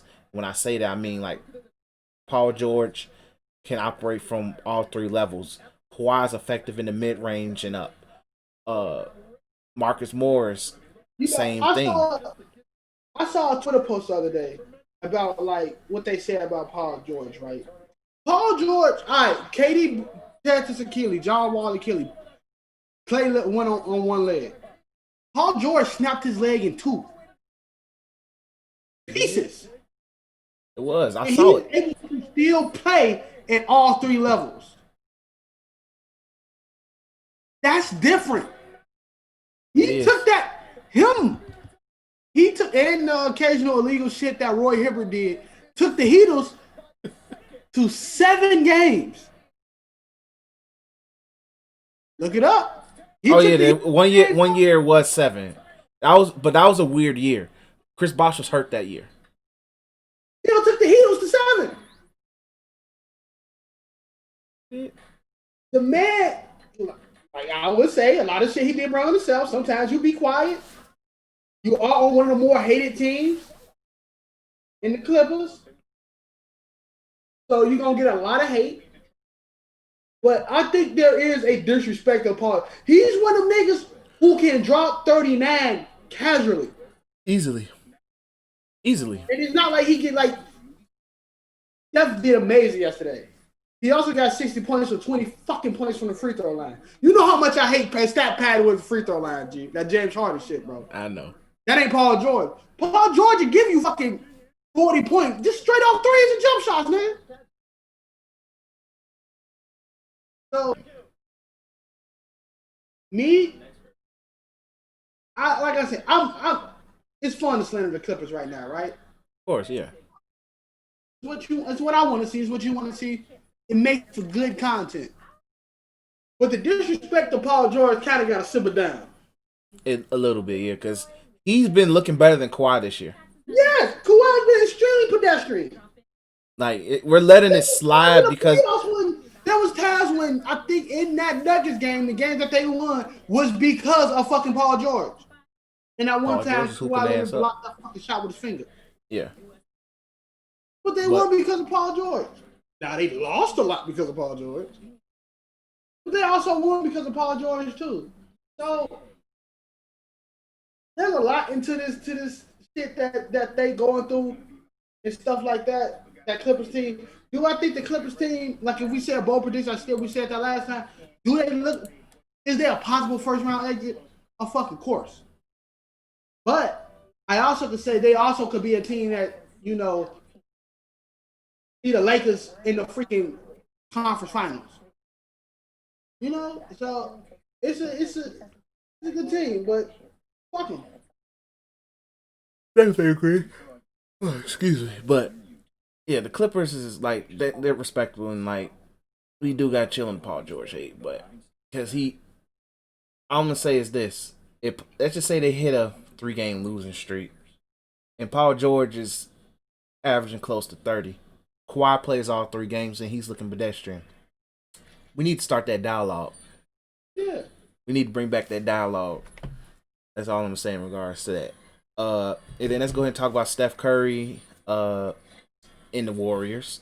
So last night Steph finally did what I needed him to do like 2 games ago against the Bulls, which was literally just say fuck it and just play FU ball. And he finally did play FU ball by dropping 60 against Dame. I feel like it's a little bit funnier and better since it was against Dame because Dame, well, I wouldn't say Dame himself, but Dame did say something. But the fans, the NBA fandom, was starting to crown Dame as that guy. It was justified because hey, and it's what have you done for me? What have you done for me lately, league? And Dame was doing all the stuff that Steph was doing, and making the super long threes, half court jump shots, crazy scoring feats, all of that. And then we kind of forget that Steph been doing it, and I think as much as I hate Steph, when he does it, it's a lot more swagger to it. And that's why I think Steph is Steph at the end of the day. Because it's like when he's in that groove, it's like it's really nothing you can do but pray to God. And yesterday, he was getting outright disrespectful, especially once, like, the last 10, 15 points, I think which were primarily threes, he was getting real ignorant. Like, I think it was one where Draymond retrieved the ball. Ball was loose. He got it. Steph was right next to him, handed it to him, shot that bitch. And it was just like, yeah, asshole Steph back. And I just want more of these moments. Now, I don't know if Steph's going to have to do this consistently for them to win games, but because that Warriors team is watching them, it makes me sick. But I will say this, with Draymond back, they're more watchable because Draymond at least can also, and this is what I mean, and not in the sense of like, oh, Draymond makes them more watchable, but he helps control the offense more a little bit. He knows, Steph is hot, keep giving him the goddamn ball. He knows to try to get Wiseman the ball. Like he willingly tries to get Wiseman the ball because at first it was just Steph trying to get him the ball. At least you have somebody else who knows, hey, this guy is supposed to be a bucket. Let him freaking be a bucket. And defensively, he still has. I'm not gonna say he's defensive player of the year level Draymond, but he's still like a capable all NBA level defender at the end of the day. So I'm not gonna sit there and sun Draymond in that aspect, but he brings. He's actually the coach on the floor. Let's put it that way. Actually, the coach. Yeah, that too, the actual coach. You can sit there and argue that as well. But he keeps the offense. He keeps everybody else grounded and holds them responsible on the court. So, which hopefully benefits Wiggins, benefits Oubre for not shooting threes that he don't need to be shooting, and just also everybody else. So, because like the first few games without Draymond, that team looked so nasty. Steph trying to do what he trying to do. Wiggins just being ass. Like it amazes me that this man was able to score 20 points per game. It amazes me that he was able to do that. And he's struggling to do that with a way better offensive threat. But I'm still gonna put the early struggles of the Warriors on Steve Kerr. Not necessarily on Steph. Because I could tell he was at least trying to do what he was trying to do. I'm putting it more on coaching solely because you cannot run the offense you've been running for the past 6 years with the current crop of talent you have. And also not really using Wiseman, who I feel like should be honestly the number 2 option and not Wiggins. That's just me. Your thoughts? And you hit everything on the nail. Everything, especially the Wiseman being a number 2 option and not Wiggins. Wiggins should be a 3. A number 3 option. Kelly Oubre, when he hot, treat that nigga like Kuzma. Literally. If he hot, give him the ball. If he not, everything was spot up jump shoot. Even though Kuzma do a lot of spot up jump shooting, you do the reverse of that. Yeah, go ahead, drive. Please drive. Like they say, he shot 35% from 3 last year. I'm like, how? Oh, when we get to the what surprised you the most? Watch who I tell you a certain person's percentage for 3. I'm scared. I told you Danny Green today. You gonna be like, what the fuck when I tell you this person? but yeah, like I think. Like just seeing how the Warriors played the past 2-3 games I'm hopeful. Yo, Drew McIntyre and Keith Lee's going at it right now. Like I like what I'm seeing the past few games from the Bulls on, because the Bulls game they needed to win. They needed to win that game. And shout out to I think that was Damian Lee who shot that game winner over the Bulls. Brother-in-law. His brother-in-law. And the funny thing is the Bulls played great defense on Steph to make sure he didn't get the ball. That play was set up for Wiggins. They played defense to let Wiggins score. That was the funny part. And the fact that his fam said, "I'll take it," and game the Bulls was hilarious. But I'm not mad at it. Like it is what it is. But if I'm not gonna sit here and say that I take back that the Warriors are gonna be a top 6 seed. They're going to be fighting for that 7th, 8th seed. They're going to be in that area. I think they're going to get it together. That's just me. I think they're slowly going to get it together. It's going to be slow. That's why I said they're going to be battling in the battle. They play in tournament guaranteed. no matter how you phrase it. It's just gonna take a lot of asshole Steph Curry moments for them to win some games. Then they're just gonna win some games because Wiggins actually puts the ball in the hoop efficiently. So yeah. But let's go ahead and talk about our surprises so far by players and teams so far for the season. I'll let you go first. So, as of today, hello. Let me go to make sure. Shout out to them winning. He had a wonderful game. But as of today, when you look at his advanced stats, had a wonderful game today. Luka Doncic's 3-point percentage is 19. Jesus Christ. Before this game, it was 16. Hey, he went up 3 percentage points, G. That's improvement. That's improvement. That's nasty. Last year, he shot 31%. Yeah, he shoots a lot of threes. Like he's like me. He's like my player on 2K. I just gonna shoot that bitch. If it go in, it go in. I'm still getting 30. Oh, fantastic game today. Put up my career numbers, speaking of that. 33, 16, and 11. Hey, that's classic Luka right there. that's best Luka right there. That's probably his best game of the season. Did they win? Yeah, they beat them by 3. Oh, okay. But Yeah, they locked James Harden. Yeah, James Harden got locked down. Hey, Josh Richardson was on that ass. Held that man to 21 points. James Richardson, yeah. Hey, Josh Richardson is a very underrated defender, and he's kind of the ideal guard you want with Luka, so it makes sense. But since we're on the topic of the Luka and the Mavericks, they is one of the teams I'm surprised by. I thought they'd be a little bit better, but it's very clearly that they miss Porzingis. It's very clearly that they need Porzingis. He should be back, I think. Rick Carlisle wasn't very specific, but he said he'll be back some point in January.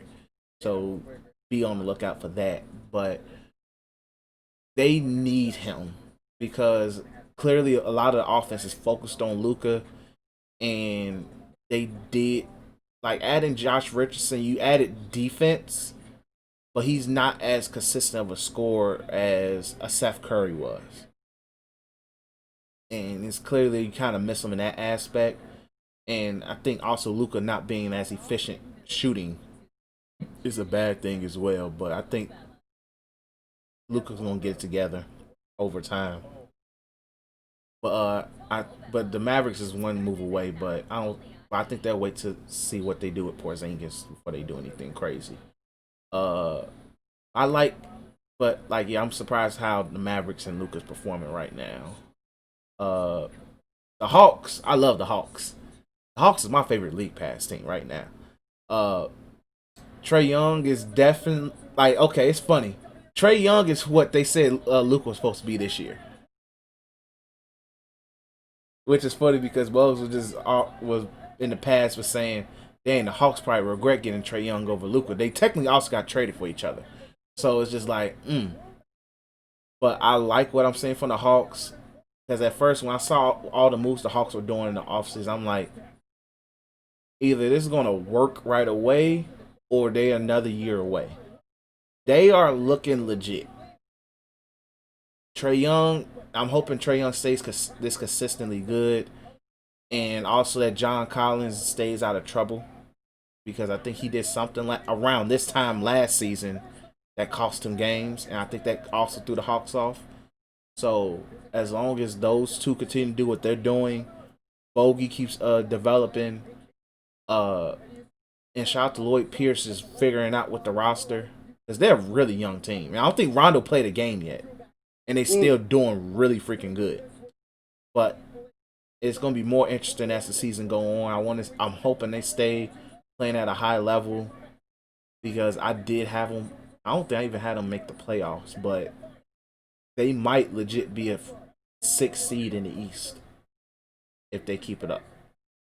At very best, they could be the 6th seed in the East. Two things. They kind of same thing. I'm shocked at how bad Miami and the Raptors are playing. Miami, they could be on cruise control. but the Raptors playing like ass.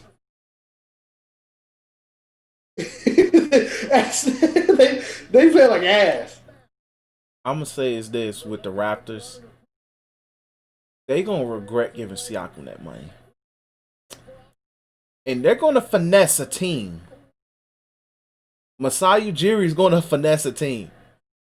I don't know who the poor team is going to be, but he's going to finesse a team for Siakam because it's very clear he ain't it. And also, it's just with them, it's just very clear. Like you really need a dominant scorer, especially. And like there's no crowds. There's no crowds. I don't think there's only 4 teams that have crowds, and even then, I don't recognize if they do or not. It don't make a difference. But they need a score. Siakam is not that guy. He's not somebody who sit there and say, "I'm gonna give you 23 easily." Fred VanVleet has to work for that. Kyle Lowry can do it, but he's did these niggas do a freaking Spanish fly? Who? Biggie, Drew. Yo, what? gee, these niggas is going crazy. This nigga Keith Lee did a Spanish fly with this nigga Drew. Yo, man, okay, but damn, that was crazy. But they really need somebody who could sit there and say, "Give me 23." And Siakam isn't it. I thought Siakam would have worked on his game after seeing the spinning gorilla memes, which is still pretty bogus, And racist. And racist as hell, very freaking racist. Yet, funny as hell. Yet the point is like he needs. It's like he's not that guy to be your number one option. And Fred VanVleet shouldn't be a number one option either. And Kyle Lowry just isn't at that point of his career no more to carry niggas. So they need something. They really need something. They need to make a move. I don't know what it is. Yo, the way this nigga just caught Drew with the what you call is fire. And yeah, Drew won. Drew about to win. Yeah, Drew won. But yeah, the Raptors need to make a move. I don't like it's to a point where I don't think they're about to make the playoffs if they don't make a move.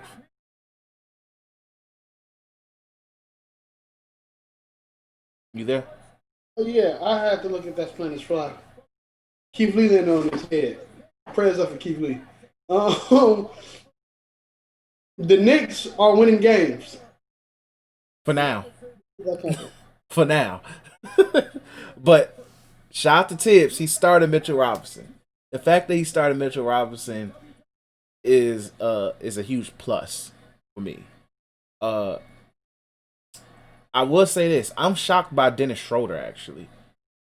He's the perfect number 3 option for the Lakers. And shout out to Lakers fans. I know you actually getting a mention. But a legitimate mention. But Dennis Schroeder's been hooping. Like, even the first game of the season, why the hell is Goldberg coming out? Turn this shit off. I just got pissed just seeing Goldberg pop up, man. It just blew me, bro. Just seeing Goldberg on the TV, bro. Like why? I don't want to see Goldberg versus Drew, bro. I don't. I already said I don't even see Roman versus Drew. I mean, this nigga. I gotta see. They bogus as hell, G.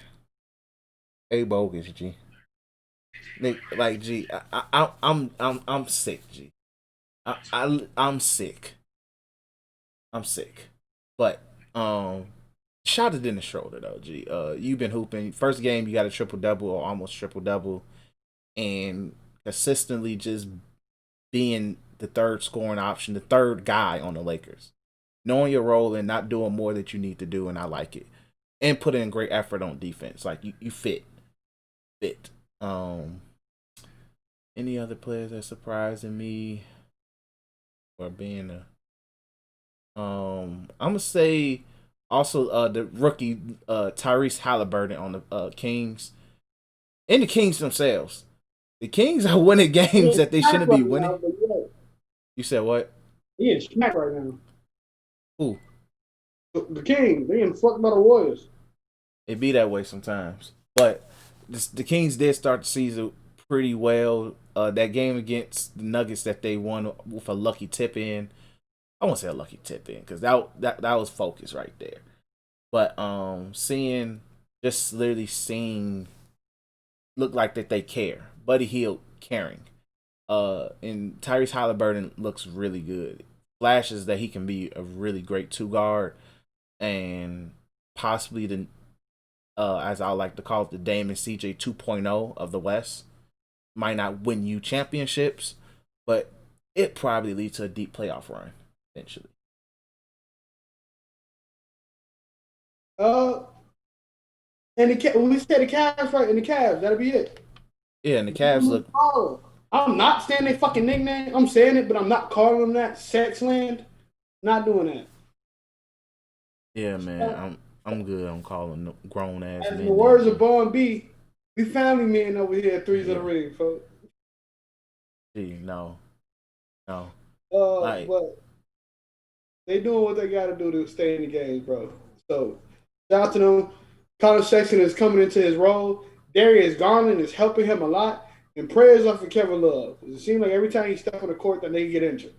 I think he literally fakes injuries just to steal money from them. I think he's legit just stealing money because and I wouldn't blame him if he is. He really is stealing checks. And Drummond's looking really good as well, by the way. But also, just to literally say this now, Drummond also probably trying to get traded as well. Free Andre Drummond, free Kevin Love. They don't want to be there. But they look good, though. The Cavaliers look really freaking good. But reality is going to kick in. It's going to kick them in the ass really hard. But I'm happy to see Colin Sexton look really good. Darius Garland actually looks like who he was supposed to be. That dude was extremely quiet last year. I don't even think that man even scored 20 in any point of a game last year. So, but that's all the teams. I feel like that's worth a damn to talk about. Also, the Nuggets are starting the season off extremely mid as well, but I think they're slowly getting together. But most of the games they lost to were like close games, except the Clippers game where they got dragged. But the Nuggets are slowly getting together. But that's it for this week. We glad to be back. We got a lot for you guys this upcoming year for Threes from the Ring. As always, make sure you follow us on Twitter at Threes from the Ring for our on our up to date post on what's going on in wrestling and basketball. Anything UFC coming up? Worth a damn. Fight nights are gonna be trickling back. Getting prepared for Dustin Poirier versus Conor McGregor, or McGregor versus Poirier, however you want to say it. They officially announced Jan versus is it Jan? Yeah, Jan, right? Yeah, Jan versus Israel Adesanya. Light heavyweight title, champ shit. Kamaru Usman, I think, is officially gonna be back in February to fight Gilbert Burns. A lot of people seeing Gilbert Burns winning. If anybody was to beat Kamaru Usman right now, it's him.